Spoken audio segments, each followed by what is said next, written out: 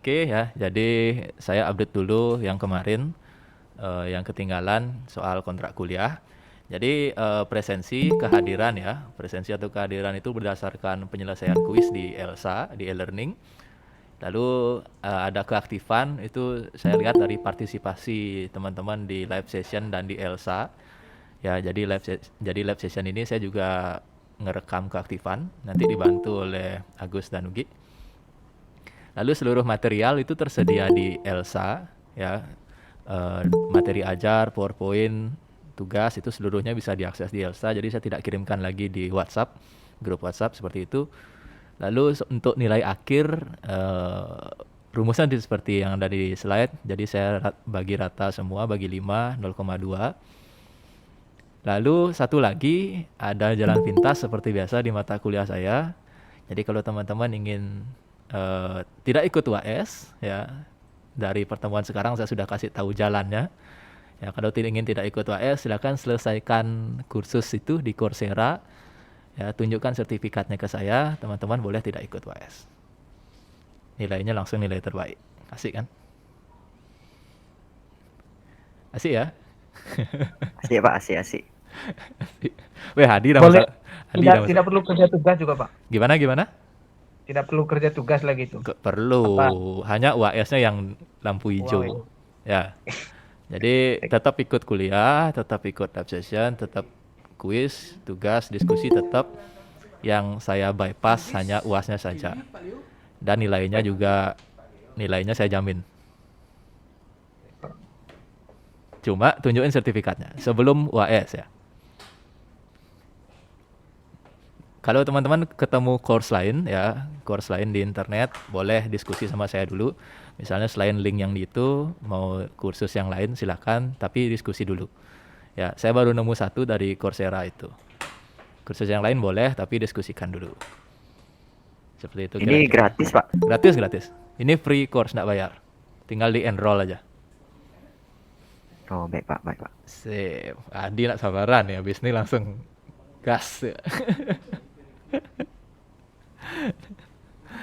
Oke, untuk kontrak kuliah ada yang ditanyakan. Sorry terlambat ya. Pertemuan kemarin lupa. Ada yang ditanyakan untuk kontrak kuliah? Maaf Pak, mau tanya untuk keaktifan ini live sessionnya gimana nih Pak? Ya, untuk keaktifan nanti yang rajin menjawab, yang bisa jawab, yang berpendapat kira-kira seperti itu dihitung aktif. Nanti saya dibantu Agus dan Ugi untuk mendatanya. Baik Pak. Kalau kuis, tugas, UTS, UAS itu di ELSA semua. Dengan deadline-nya masing-masing gitu ya. Kalau teman-teman ikut course, udah UAS-nya UAS-nya sudah tidak usah diperhatikan lagi. Oke, ada yang ditanyakan lagi untuk kontrak kuliah?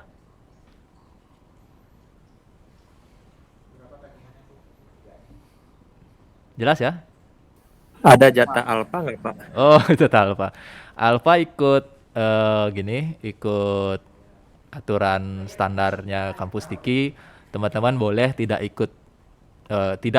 menjawab kuis sebanyak 4 kali. Kan presensinya berdasarkan kuis. Jadi teman-teman boleh bolong kuisnya di ELSA sebanyak maksimal 4 kali. Kalau kuisnya tidak dijawab sebanyak 5 kali, otomatis tidak ikut UAS. Tidak ikut UAS ya sudah nilainya kecil. 4 kali ya maksimal. Tapi kayaknya dengan waktu kuis yang fleksibel berapa hari itu kayaknya enggak mungkin deh. Pasti bisa dikerjakan. Ada lagi yang ditanyakan untuk kontrak kuliah?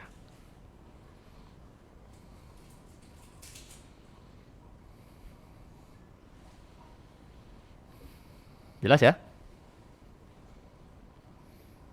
Jelas Pak. Adi jangan-jangan udah klik Coursera dia.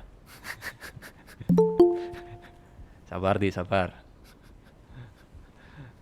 Oke ya, saya lanjut dulu ke materi, tidak banyak. Ya, jadi materi kita hari ini adalah konsep dan sejarah industri kreatif. Melanjutkan materi yang kemarin. Nah, jadi di tahun 1990-an itu ada mic yang bocor, siapa tuh? Oke, dah ya. Jadi pada tahun 1990-an kalian udah lahir belum? Belum ya? Ini kelahiran tahun 2000-an semua nih. Ya, jadi Belum lahir, Pak. belum lahir. Sudah Pak, sudah. Ada yang sudah lahir 1990-an? 99 Pak. Oh, 99. Ya, 99 masih masuk 1990-an. Oh. Jadi waktu 1990-an itu ya ada orang yang punya ide kreatif dan itu bisa jadi aset. Ya, kayak gitu. Jadi ada fenomena di tahun 90-an ya di mana ide kreatif itu bisa jadi aset. Ya, sehingga momen itu memunculkan banyak istilah. Ya, jadi ada istilah yang namanya sektor kreatif, industri hak cipta, industri konten, pengalaman ekonomi, bla bla bla segala macam sampai ekonomi pengetahuan. Jadi ada fenomena di mana ada orang-orang yang berpikir berbeda gitu ya, berpikir ya out of the box, kreatif. Nah, hasil dari pemikiran itu bisa jadi aset. Itu fenomena yang muncul tahun 90-an. Fenomena itu kemudian memunculkan berbagai istilah baru. Ya, jadi yang namanya industri kreatif itu tidak hanya dikenal dengan dua kata saja, industri kreatif, tapi ada banyak sinonim atau turunannya juga. Kira-kira begitu. Ya, itu dimulai pada tahun 1990-an. Jadi ketika kalian lahir, yang lahir 99 atau yang lahir setelahnya 2000-an, itu orang-orang kreatif, orang-orang yang out of the box pemikirannya itu bisa menjadikan hasilnya sebagai aset.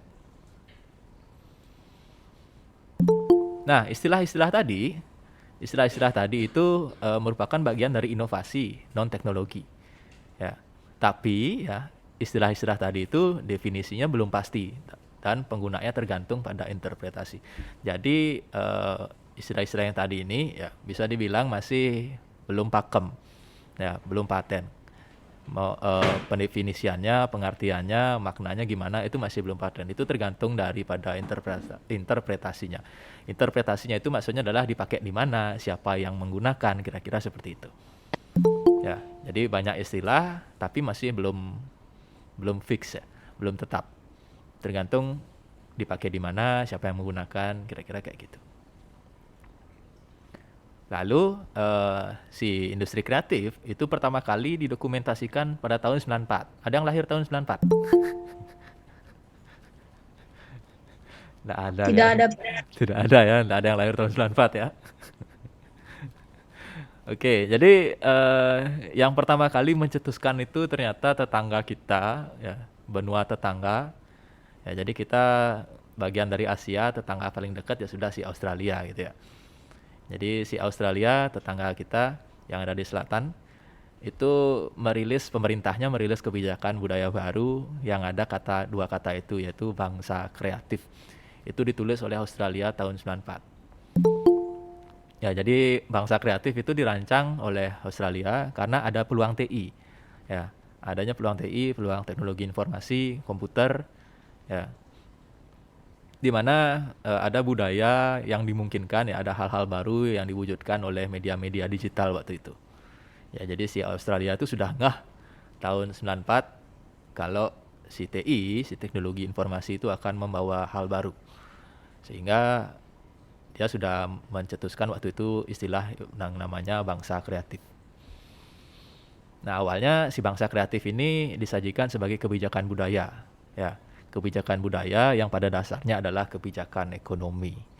Kayak gitu. Jadi Australia tahun 94 udah mainan ini. Nah, Australia yang mencetuskan itu si Perdana Menterinya namanya Paul Keating. Paul Keating gitu ya tulisannya ya. Itu Perdana Menteri Australia waktu itu. Ya, jadi dia mengeluarkan laporan yang berisikan tentang bangsa kreatif. Nah, di sebelah kanan itu adalah Perdana Menterinya yang kiri. Ya, jadi ada dua orang di situ fotonya, yang kiri itu Paul Keating, si Perdana Menteri Australia waktu itu. Nah, di sini saya punya pertanyaan, sekaligus untuk nilai keaktifan yang tadi ditanyain. Pak, nilai keaktifannya gimana? Ya, jadi slide saya akan berisi pertanyaan-pertanyaan, ya, berisi challenge, tantangan. Teman-teman bisa mencoba, nanti yang catat Agus atau Ugi? Agus apa Ugi sekarang ya? Hah? Ugi ya. Oke. Ya. Jadi Gi, sekarang saya akan cari satu orang yang benar yang bisa.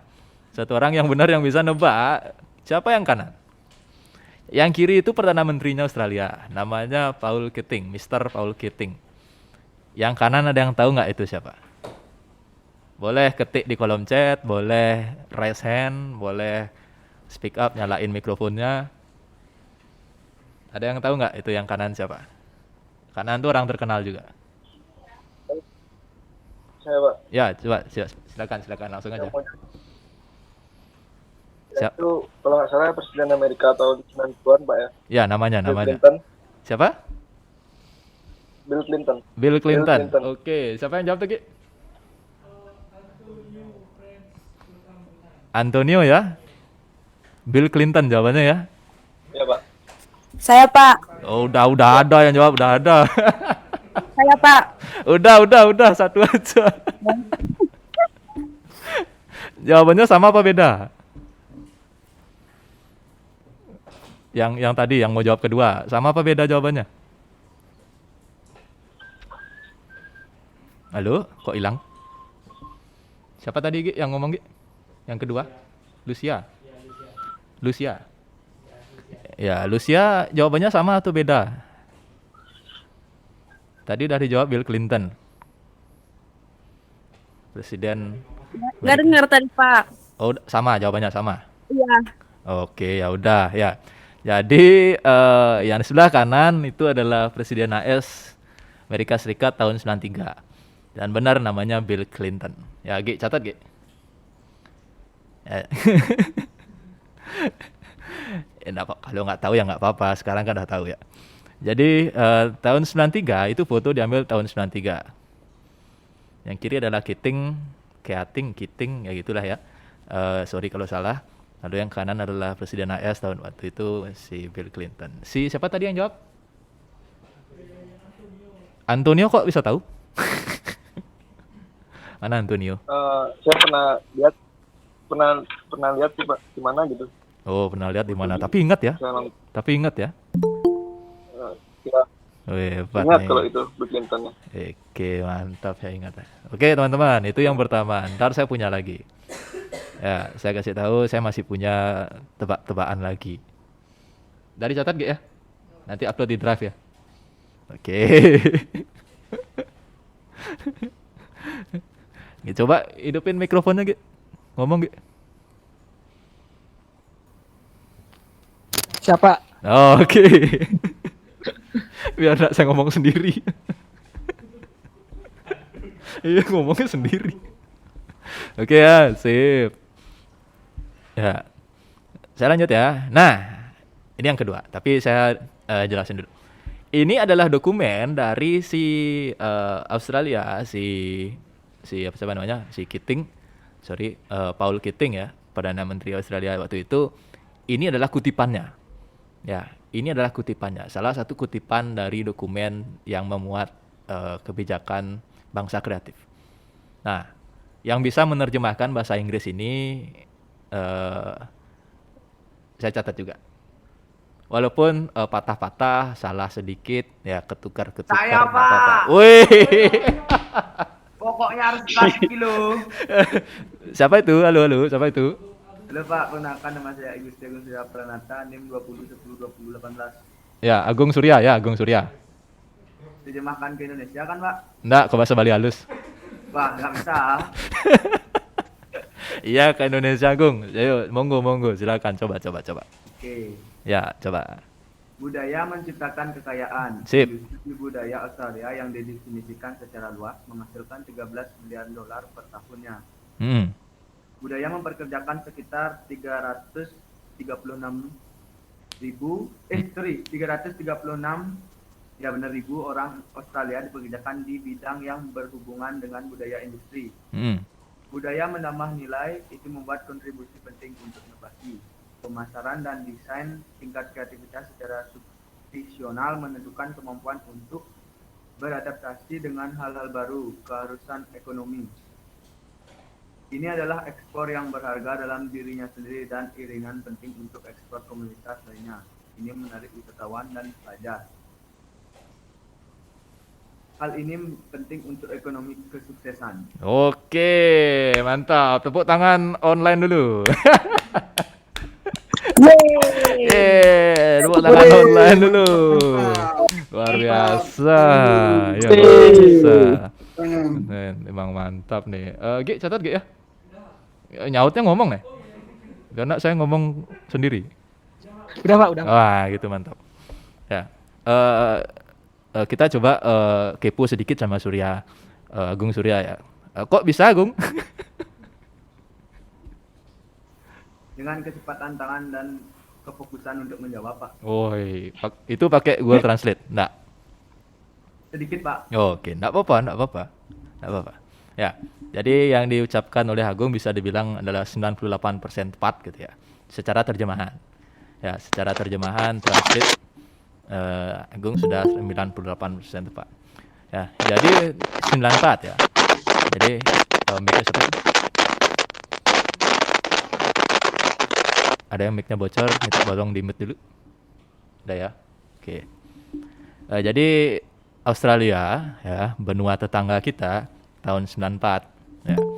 Itu dia sudah membuat dokumen yang tersirat tentang bangsa kreatif yang saat ini digunakan sebagai landasan industri kreatif gitu ya. Di mana di dokumen itu ada kutipan seperti ini. Ya. Jadi si Australia itu tahun 94 dia sudah bisa menyebutkan bahwa ya budaya itu menciptakan kekayaan. Ya, jadi kalau jadi kalau bangsa itu ingat sama budayanya, bangsa itu akan jadi bangsa yang kaya. Kira-kira kayak gitu. Ya, lalu di Australia ya budaya itu menghasilkan ya 13 billion dolar setahun. Ya. Jadi budaya itu di Australia dipakai di ekonominya dan itu menghasilkan 13 billion dolar setahun. Ya.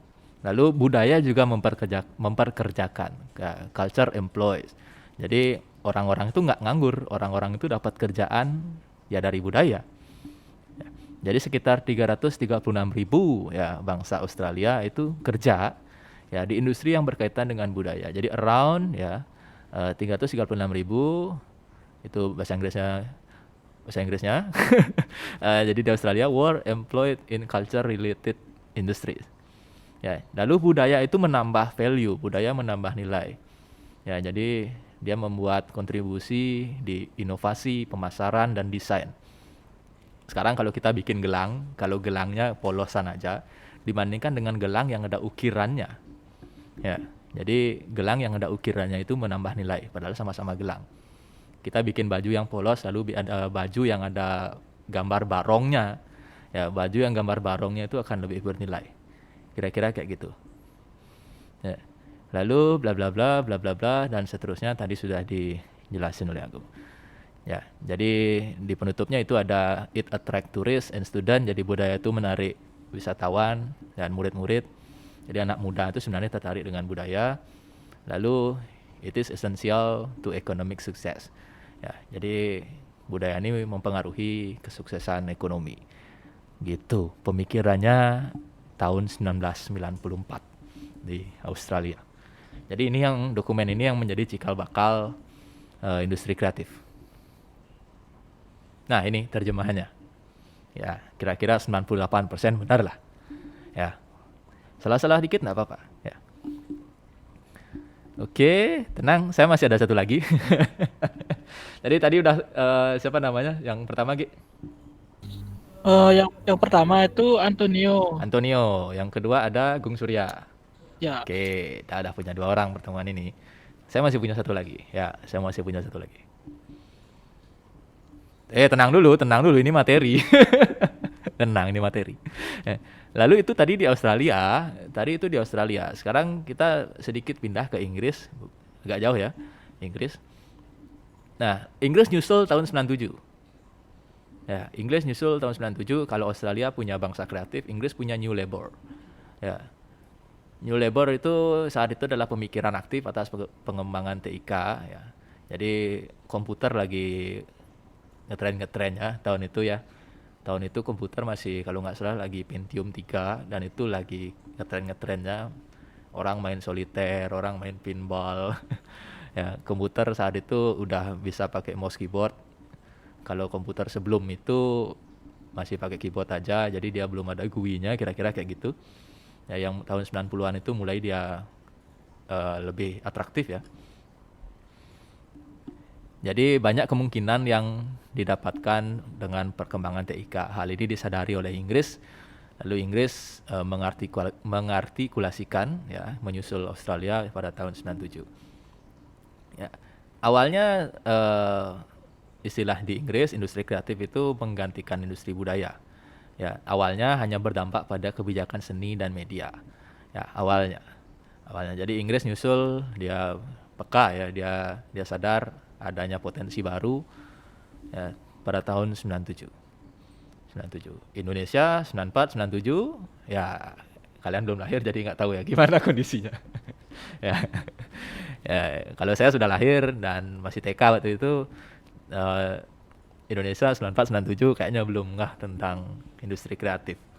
Ngahnya baru sekarang tahun 2000-an ya, 2000-an baru mulai boom ya. Jadi ada kerjaan apa, ada usaha apa yang sedikit out of the box, lalu kita akan menyebutnya, wah ini industri kreatif. Nah gitu ya. Kira-kira di Indonesia fenomenanya seperti itu. Kalau di Australia itu udah disadari sejak tahun 94, di Inggris sudah dari tahun 97. Ya itulah contoh tertinggalnya ya, tanda kutip ya, tertinggalnya bangsa kita sebagai negara berkembang. Kalau Australia, Inggris kan udah bisa dibilang negara maju. Ya tapi enggak apa-apa. Oke, ini yang kedua. Selain Agung Surya dan selain, kok saya lupa terus namanya yang pertama lagi? Antonio ya. Selain Antonio dan Gung Surya ya, seseorang yang bisa Saya boleh, Pak. Siapa itu? Adi. Bukan? Tapi terjemahan nggak apa-apa, Pak. Iya, memang terjemahannya yang saya minta. Bukan Adi ya? Adi nih. Suaranya ingat saya. Oke, Pak. Oke, wih cepat banget nih Adi nih. Yodi, coba jadi- coba. Salah enggak Baik, apa-apa. Pak. Jadi saya mencoba dari translate aja dulu, Pak ya. Iya, silakan. Di sini saya translate-nya dapat itu artinya menurut siapa itu tadi Nicholas Garnham. Garnham ya. Itu terus dia bilang penggunaan istilah industri kreatif itu hanya dapat dipahami dalam konteks kebijakan masyarakat informasi. Dan menurutnya itu tuh menarik dari segi politik dan juga kekuatan ideologis dari prestis dan kepentingan ekonomi yang melekat pada konsep-konsep inovasi, informasi, pekerja informasi dan dampak informasi, serta teknologi komunikasi diambil dari teori masyarakat informasi. Kira-kira seperti itu terjemahannya, Pak. Oke, Ugi catat G, Adi G. Udah, Pak. Nah, oke. Nama dan NIM-nya ya. Jangan namanya aja. Ntar kamu ngirim ke saya Adi gitu, Adi Nyen ya kan gitu. NIM-nya juga G ya. Oke, ya. Adi 95% benar. Cuma di sini kita lihat orang Inggris nih. Si Nicholas Garnham ini orang Inggris tahun 2001. Ternyata orang Inggrisnya saja nulis bahasa Inggris itu nggak terlalu struktural ya. Ini kutipan yang tidak saya ubah sedikit pun. Ini kutipan dari orang Inggrisnya. Ya. Dan kalau dilihat kutipan ini kok nggak seperti Inggris yang kita pelajari di sekolah dan di kuliah. Ya. Orang Inggrisnya loh yang bikin. Ya, jadi itu mungkin setuju karena ya? bahasa, Pak. Ya, setuju ya. Jadi Soalnya kita bahasa Inggris yang kita pelajari itu sama bahasa Inggris yang original itu beda dikit, Pak. Nah, ya saya setuju itu. Ya. Jadi mungkin kita belajarnya di sekolah, di kuliah itu ya subjek SPOK lalu diturunkan jadi bahasa Inggris ya. Buy, nasi goreng, in, kantin gitu ya. Jadi Indonesianya yang dijadikan bahasa Inggris padahal kalau dari strukturnya bahasa Inggris enggak SPOK. Ya. Seperti yang dilihat di kutipan ini. Ini asli dari orang Inggrisnya dan ini tahun 2001 sorry. Nah, jadi ini nyusul kutipannya Australia tahun 94. Australia punya bangsa kreatif itu oleh Paul Keating. Lalu di Inggris dia nyusul 3 tahun setelahnya 97. Lalu di 2001 si Nicholas Grantham ini boleh dicari di Wikipedia siapa dia. Ya. Tapi yang penting adalah ini tahun 2001 Inggris sudah punya kutipan creative industries. Bisa lihat di kalimat pertamanya. Ya. The use of the term creative industries can only be understood in the context of information society policy. Ya. Jadi industri kreatif kalau kita pengen mengerti apa itu, ya itu kita bisa lihat dalam konteks ya kehidupan masyarakat di era teknologi informasi, kira-kira maksudnya kayak gitu. Ya. Dari situ si Nicholas Grantham itu ingin menyampaikan ya saat masyarakat sudah menggunakan teknologi informasi, ya teknologi informasi nggak usah yang canggih-canggih seperti sekarang. 2001 itu ada SMS. 2001 orang-orang sudah bisa lihat iklan, sudah ada radio, ya itu sudah teknologi informasi. Jadi teknologi informasi itu nggak cuma komputer aja teman-teman, radio pun juga teknologi informasi ya. Jadi barang yang TI itu nggak komputer saja, ya. Jadi mungkin ada miss di situ ya. Radio pun sebenarnya sudah teknologi informasi. Jadi teknologi yang membantu penyebaran informasi. Radio kan penyebar informasi. Ya, tahun 2001 radio sangat ngetren. Ya, tahun 2001 radio sangat ngetren, orang-orang bisa tukaran informasi juga lewat SMS waktu itu teknologinya. Ya, mungkin belum ada chatting seperti sekarang. Ya, tapi saat itu ya si Nicholas Grantham itu sudah menyampaikan ya kutipannya. Kalau kamu ingin tahu industri kreatif ya, kamu bisa menemukan ya you can only be understood in the context. Jadi kamu bisa menemukan ini di masyarakat yang menggunakan teknologi informasi. Ya, jadi di situ ya ada politik, ya ada ideologi, ya ada ekonomi, ya lalu ada inovasi, informasi, pekerja informasi dan seterusnya, ya dari masyarakat yang menggunakan teknologi informasi. Jadi tahun 2001 kalian mungkin beberapa baru lahir, ya beberapa masih belajar merangkak. Di Inggris sudah ngeh dan sadar sekali kalau IT, TI itu ya membawa angin baru yang namanya industri kreatif. Ya. Jadi ya begitulah bangsa di luar negeri. Oke. Nah. Ini kayaknya slide terakhir. Lalu jadi yang disimpulkan adalah ya jadi sekarang teman-teman sudah tahu gimana letaknya si industri kreatif ya. Jadi kalau ada kata revolusi industri 4.0 gitu ya. Revolusi industri yang 4.0, si industri kreatif ini pertama kali muncul di dunia itu di Australia 94, disusul Inggris 97, kira-kira kayak gitu. Ya. Lalu tahun 1930-an jauh mundur ke awal itu sebenarnya sudah ada yang nyinggung juga, tapi bukan industri kreatif bahasanya. Ya, bagian pentingnya ada yang merah itu, yang saya tandai merah. Ya, jadi si avant-garde tahun 1930-an itu dia menyebutkan dengan kata atau dengan bahasa budaya massa. Ya. Kalau Australia bangsa kreatif, kalau di Inggris itu di Inggris industri kreatif. Kalau avant-garde 1930 budaya massa. Yang menarik dan cukup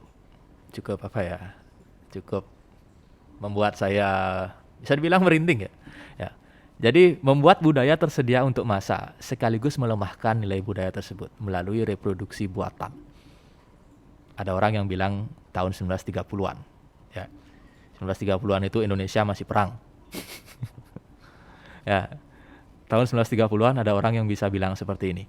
Indonesia masih perang, belum merdeka. Ya. Jadi nanti akan ada konsep, si avant-garde ini ya bilang. Jadi nanti akan ada konsep di mana kita bisa membuat budaya tersedia untuk massa sekaligus. Untuk massa, tapi melemahkan nilai budaya itu melalui reproduksi buatan. Saya kasih contoh. Ya. Contoh budaya, tari-tarian. Ya. Kita bisa nonton tari-tarian hari ini di YouTube. bisa nonton tari-tarian di keping DVD. Ya, seperti itu. Ya. Cuma apakah kita nangkep arti dari tari-tarian itu? Enggak. Kita bisa beli baju barong hari ini di Sukawati. Cuma tahukah kita itu barong apa? Enggak juga. Ya. Kita bisa makan misalnya makanan yang berbudaya. Kan apa gitu ya? Makanan yang budaya Bali. Makanan yang dari Bali, ayam betutu gitu misalnya. Ya. Kita bisa pesan ayam betutu hari ini di GoFood. Ya. Cuma tahukah kita ayam betutu itu asalnya dari mana, lalu cara membuatnya gimana? Nggak tahu juga. Jadi dia tersedia untuk masyarakat di mana-mana, budayanya ada. Ya, tapi sekaligus nilai budaya itu dilemahkan. Ya, jadi kita kan melakukan reproduksi buatan tuh. Ya, kita membuat barong ada di mana-mana, ya barong ada di baju, barong ada di dompet, barong ada di tas. Ya. Ya, budayanya tersedia, ya. Tari-tarian bisa ditonton di YouTube, bisa tonton di DVD. Lalu makanan ada di mana-mana, makanan yang berbudaya. Lalu apalagi ya? Pakaian juga ada di mana-mana. Tapi saat itu juga nilai budayanya menjadi lemah. Ya, kita nggak tahu nilainya apa. Ya, kita cuma tahu sekedar baju barong. Ya udah baju barong. Barongnya apa nggak tahu. Barongnya itu dari mana nggak tahu. Ya, ayam betutu. Oh iya ayam betutu enak, tapi nggak tahu cara bikinnya. Ya, tari-tarian ini bagus, cuma nggak tahu nama tariannya. Siapa yang bikin gerakan ini apa maksudnya nggak tahu. Ya. Pemikiran ini sudah disampaikan tahun 1930-an. Dan itu sangat terbukti hari ini. Gimana? Ngeri? Ngeri ya? Tahun 30-an loh. Kapan itu? Ini orangnya kayak bisa baca masa depan gitu loh. Oke, 40 menit sudah. Tak terasa banget waktunya. 40 menit materi tentang industri kreatif. Saya di sini bersama 55 orang mahasiswa. Ya. Barangkali ada yang mau menyampaikan sesuatu atau bertanya, menyampaikan pendapat, saya persilakan dulu barang 5 sampai 10 menit. Dan jelas saya sudah dapat tiga orang. Cukup dah kayaknya ya. Nanti kita ulangi lagi minggu depan. Ayo, ada yang ingin menyampaikan sesuatu atau bertanya mungkin? Kalau saya belum bisa menjawab, saya pending ya. Ya Pak, Oke, Agung Surya lagi. mau nanya nih Pak, ada 2 pertanyaan. Wih, siap. Coba ya. Yang pertama nih Pak, apakah konsep industri kreatif yang menggunakan IT ini cuma Australia dan Inggris saja yang sudah membuat kebijakan budaya baru? Atau sudah ada negara lain namun belum terekspos atau yang lainnya? Itu yang pertama Pak. Yang kedua, cara agar nilai budaya tidak melemah jika membuat budaya yang tersedia untuk masa itu gimana Pak? Oh, ini kritis banget ini pertanyaannya ini. Oke, pertanyaan pertama adalah apakah hanya Inggris dan Australia saja? Sudah jelas jawabannya tentu saja tidak. Ya, kenapa Inggris dan Australia disinggung pada materi? Ya, karena bisa dibilang dialah pelopornya. Jadi pertama lahir itu, pertama yang mencetuskan itu ada yang catat, ya ada yang mengabadikan, dan itu adalah Australia, kemudian disusul sama Inggris. Ya, jadi Australia menyebutnya sebagai bangsa kreatif, di mana Perdana Menterinya sendiri yang mempelopori. Kalau di Inggris dia langsung dengan industri kreatifnya, tapi 3 tahun setelahnya. Ya, lalu kemudian setelah saat itu ya sudah mulai masif ya, sudah mulai rame negara-negara di dunia menggalakkan itu. Indonesia baru nyusul tahun 2000-an. Mungkin 2010-an ya, atau mungkin baru belakangan berapa tahun terakhir ini. Ya, jadi kalau kita dengar industri kreatif kayaknya Indonesia lagi tren gitu ya, tren industri kreatif di Indonesia. Tapi sebenarnya itu udah pembahasan yang cukup lama. Ya, sebenarnya sudah pembahasannya cukup lama ya. Kayak gitu. Ya, kalau bukan hanya di Australia dan Inggris saja ya, sebenarnya sudah ada di mana-mana. Oke, lalu pertanyaan kedua ini saya kayaknya nggak bisa jawab ya. Jadi gimana biar budaya tersebar tapi tidak melemah. Ya, tadi saya sudah kasih banyak contoh ya. Hari ini baju saya ada ukirannya ya, ini mungkin ada sedikit batik atau enggak gitu ya, custom. Oke, itu mungkin kira-kira ini bukan pamer ya, kasih contoh aja. Ya. Lalu ini tersedia untuk masyarakat bisa pakai. Cuma saya enggak tahu ini dari mana ya. Saya enggak tahu artinya apa ya. Ya kan gitu. Ini kan budaya juga. Ya. Hari ini hari Selasa, orang-orang pakai endak di Bali. Endaknya tersedia untuk masyarakat. Orang luar Bali bisa pakai endak, bule-bule bisa pakai endak, tapi nilai endaknya enggak ada yang tahu. Ya, endaknya dari mana, endaknya siapa yang bikin, sejarahnya gimana, enggak ada yang tahu. Ya, enggak ada yang tahu. Jadi itu efek, bisa dibilang efek negatif ya, dampak negatifnya seperti itu. Ya. Teknologi informasi selalu bermata dua ya, TI selalu bermata dua. Pisau bermata dua, satu sisi dia menyebar, melestarikan, semua orang bisa pakai, satu sisi nilainya melemah, teman-teman. Kalau ditanya gimana caranya biar tidak melemah nilainya, ya dari ininya sih ya, dari orang-orangnya, dari kitanya yang setidaknya pengen tahu dulu, ada rasa ingin memiliki, gitu sih kira-kira ya. Ya. Soalnya yang nomor 2 Ya. itu benar juga, soalnya makin disebar untuk masa itu makin nilai budayanya makin mengurang, benar juga Pak. Ya. Saya waktu dapat materi ini lihat kutipan ini tahun 1930 sangat related ya bahasanya. Sangat related dengan apa kita hari ini. Ya. Kita dibilang orang Bali orang yang berbudaya, ya memang orang Bali orang berbudaya. Kita makan lawar, kita nyujuin penjor, kita ngomong bahasa Bali. Tapi ketika ditanya, ya, apa artinya penjor? Yakin saya 50% ke bawah, 50% kurang orang Bali yang bisa jelasin penjor yang sebenarnya. Setuju ya? Ya kita 90% orang Bali di kelas ini saya yakin sama ya. Jangankan penjor ya, yang bisa tercetak untuk yang tadi saya bilang baju barong Sukawati. Ya, barongnya tersedia untuk masyarakat. Barongnya kan budaya kita. Cuma apakah dagang baju barongnya tahu arti barongnya? Enggak juga. Barong itu kan produk TI, produk teknologi informasi. Baju barongnya. Ya, bikin bajunya kan pakai teknologi tuh. Satu sisi teknologi membantu kita jadi budayanya makin luas dikenal, satu sisi yang lain nilainya menurun. Ya, itulah. Itu sudah diprediksi tahun 30-an. Hebat orang-orang dulu.